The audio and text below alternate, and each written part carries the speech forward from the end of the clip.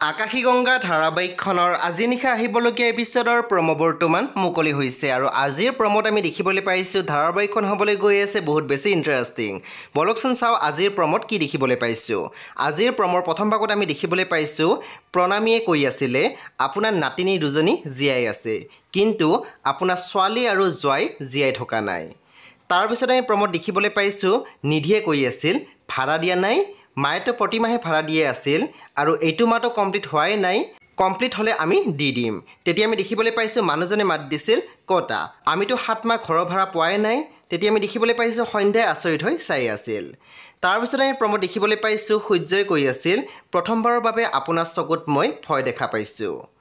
চ' বন্ধু বান্ধৱীসকল আজি নিশা 9:30 বজাত ৰং টিভিত আহিবলগীয়া আকাশী গংগা ধাৰাবাহিকখন খুব বেছি ইণ্টাৰেষ্টিং হ'বলৈ গৈ আছে। চ' আপোনালোকে চাবলৈ একেবাৰে নাপাহৰিব। পৰৱৰ্তী আপডেটৰ বাবে আপোনালোকে আমাৰ চেনেলটো ছাবস্ক্ৰাইব কৰি কাষত থকা বেল আইকনো টিপি দিবলৈ একেবাৰে নাপাহৰিব।